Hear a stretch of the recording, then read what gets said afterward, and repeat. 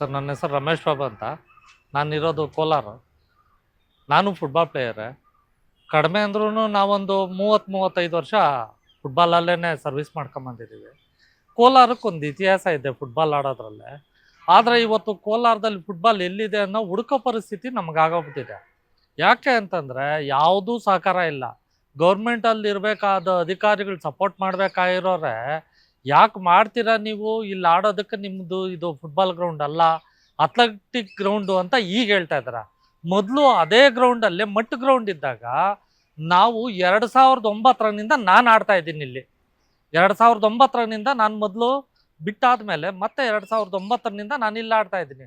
2009 ಆಡ್ದಾದ್ಮೇಲೆ ಈಗ ಸ್ಟೇಡಿಯಂ ಹೊಸ್ದಾಗಿ ಆದಮೇಲೆ ಒಂದು ಫಸ್ಟ್ ಅವ್ರು ಯಾರು ಜಯಲಕ್ಷ್ಮಿ ಅಂತ ಮೇಡಮ್ ಒಬ್ಬರು ಬಂದರು. ಅವರಿದ್ದಾಗೂ ನೋ ಪ್ರಾಬ್ಲಮ್, ಯಾವುದೂ ಇಲ್ಲ. ಆ ಅಮ್ಮ ಮೊದಲೆಲ್ಲ ಮಾಡಿದ ಪ್ರಕಾರ ಆರ್ಡ್ರುಗಳು ಇಲ್ಲ, ಆರ್ಡ್ರುಗಳು ಕೊಡ್ರಿ ನೋಡಿ, ಆರ್ಡ್ರ್ ಕೊಟ್ಟಿದ್ದಾರೆ, ನೀವು ಆಡೋದಕ್ಕೆಲ್ಲ ಏನು ತೊಂದರೆ ಇಲ್ಲ, ಫುಟ್ಬಾಲ್ ಪ್ಲೇಯರ್ ಆಗಿದ್ರೆ ನೀವು ಮಾಡ್ಕೊಳ್ರಿ ಅಂತೇಳಿ ಮೆಂಬರ್ಶಿಪ್ಪು ಮಾಡಿಸ್ಕೊಂಡಿದ್ದಾರೆ. ಸಾಲದಿದ್ದಕ್ಕೆ ಸ್ಟೇಡಿಯಮ್ಮಲ್ಲಿ ರಿಜಿಸ್ಟರ್ಡ್ ಮಾಡಿಸಿದ್ದಾರೆ.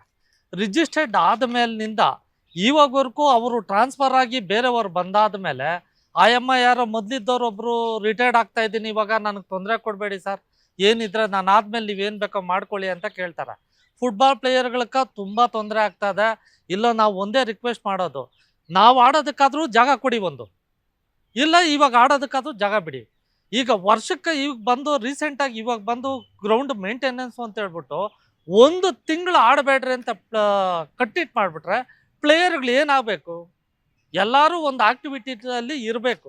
ಅಂಥದ್ದು ದೈಹಿಕವಾಗಿ ಮಾಡ್ತಾ ಇರೋ ಅಂಥ ಕಸರತ್ತು ಒಂದು ಸಾಲ್ತಿದ್ದಕ್ಕೆ ಫುಟ್ಬಾಲ್ನೇ ಒಂದು ಮೈಗೂಡಿಸ್ಕೊಂಡಿರೋ ವಂಶೋದಯ ಮಲ್ಟಿ ಸ್ಪೆಷಾಲಿಟಿ ಆಸ್ಪತ್ರೆ ಕೋಲಾರ. ಇಲ್ಲಿ ಅತ್ಯಾಧುನಿಕ ತಂತ್ರಜ್ಞಾನವನ್ನ ಬಳಸಿ ಎಲ್ಲಾ ಮೂಳೆ ಸಂಬಂಧಿ ಕಾಯಿಲೆಗಳಿಗೆ ಪರಿಹಾರ ಸಿಗುತ್ತದೆ.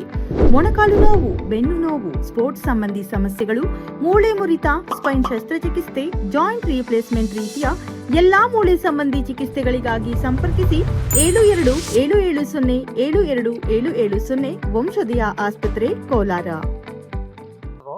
1 ತಿಂಗಳು ಮನೆ ಕುತ್ಕೊಬೇಕಾ? ಇದಕ್ಕೆ ನೀವೇನ ಇದ್ರೆ ಮೇಂಟೆನೆನ್ಸ್ ಅಂದ್ರೆ 2 ದಿನ 3 ದಿನ ಬೇಡ, 1 ವೀಕ್ ಆಗಲಿ. ನಾವು ಹೇಳಿದ್ರೆ 1 ವೀಕು ತಡ್ಕೊಳ್ತೀವಿ. ಅದನ್ನ ಬಿಟ್ಟು ತಿಂಗಳಾನ್ಗಟ್ಲೆ ನೀವು ಆಡಲೇಬೇಡ್ರಿ ಅಂತ ಕಟ್ಟಿಟ್ ಮಾಡೋದು ಎಷ್ಟು ಕರೆಕ್ಟು? ಇದ್ರ ಬಗ್ಗೆ ನಾವು ಎಷ್ಟೋ ಆಲ್ರೆಡಿ ಕಂಪ್ಲೇಂಟ್ಗಳು ಮಾಡಿದ್ದೀವಿ, ಲೆಟ್ರ್ಗಳು ಕೊಟ್ಟಿದ್ದೀವಿ, ಎಲ್ಲ ಗಮನಕ್ಕೂ ತಂದಿದ್ದೀವಿ. ತಂದರೂ ಕೂಡ ಯಾರಿಗೂ ಸಂಬಂಧನೇ ಇಲ್ಲ ಅನ್ನಂಗೆ ಇದ್ದೋದ್ರೆ ನಾವು ಯಾರನ್ನ ಕೇಳಬೇಕು? ಇಲ್ಲ, ಈಗ ಯೂತ್ಸ್ ಇದ್ದಾರೆ, ಕಡಿಮೆ ಅಂದ್ರೂ ಇವತ್ತು ಪ್ರೆಸೆಂಟು 150 ಜನ ಹುಡುಗರಿದ್ದಾರೆ. ಚಿಕ್ಕ ಮಕ್ಕಳು ಒಂದು 15 ಇಯರ್ಸ್ನಿಂದ 12-15 ಹಿಂಗಿದ್ರೆ ತೊಗೊಂಡ್ರೆ, ಈಗ ನನಗೆ ಆಲ್ರೆಡಿ 53 ಇಯರ್ಸು.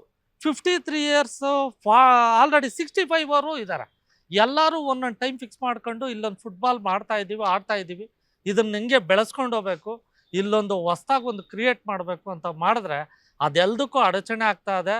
ನಮಗೆ ದಯವಿಟ್ಟು ಇದನ್ನು ಅಧಿಕಾರಿಗಳು ಗಮನ ವಹಿಸಿ ನಮ್ಗೇನೋ ಒಂದು ಸಹಕಾರ ಮಾಡಿಕೊಡ್ಬೇಕು, ನಮ್ಗೆ ಸಪೋರ್ಟ್ ಆಗಿರಬೇಕು ಅಂತ ನಿಮ್ಮನ್ನು ದಯಮಾಡಿ ಕೇಳ್ಕೊತೀವಿ.